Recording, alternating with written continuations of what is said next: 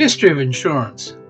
Some find it hard to believe that insurance is much older than I am. Insurance has a long history, and the story I was told was that the Chinese are to blame for insurance. About 3000 BC, 20 families grew crops of rice on the banks of the Yangtze River. They carried the spare crop in the family boat to the rich markets in the capital. The river was often in flood at this time.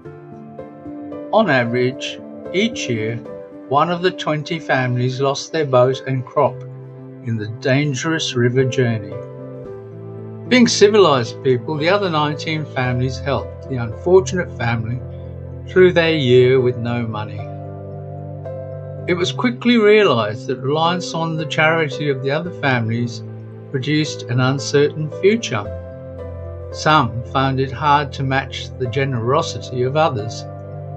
It was always an uneven effort, likely to break down due to the perception that some families were avoiding their responsibilities.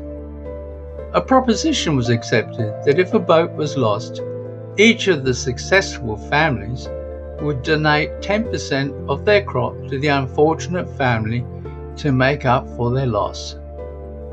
It was decided to hold a pool of money to fund the unfortunate through the year of poverty. A Scottish cleric decided to do the math and end the poverty suffered by the families of a vicar if he died.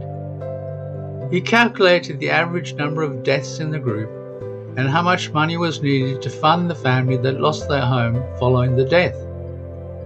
The Scottish Widow Fund was the first insurance in Britain. Insurance still collects premiums into pools, adds investment income, and from this pool of money pays claims, administration costs, and provides a return to those owners and investors who will supply the additional risk capital that is required to back up the insurance pool if losses exceed the expected amounts.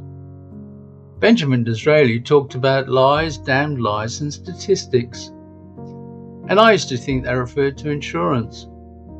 Lies, what the proposer put on the proposal form, damned lies being the policy wording, and statistics being a basis for arriving at premiums that had no basis in reality. Insurance has tended to focus on replacement of assets lost through some fortuitous event, such as fire or other defined peril.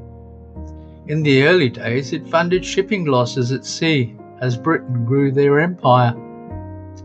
Unfortunately, business insurance covers perhaps 50% of the risk faced by small business. The insurance market may not be able to cope with several major loss events.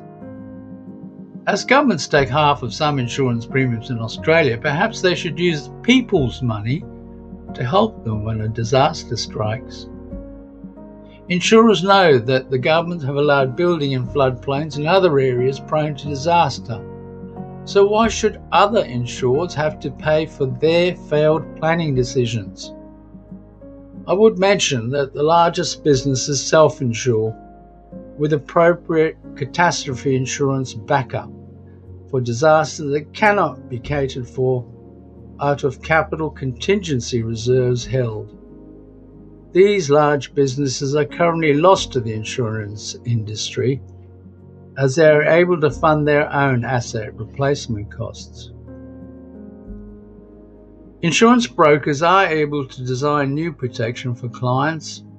There are now capital and profit bottom line risk management instruments arranged in capital markets.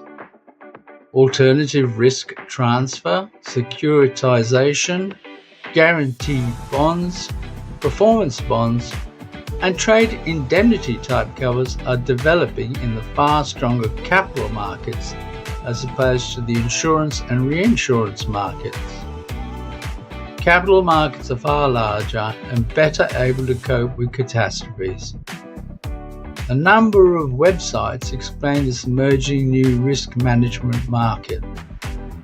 A 1-point change in the US stock market is worth about $100 million, yet 40-point changes some days seems to cause no great problem to that capital market.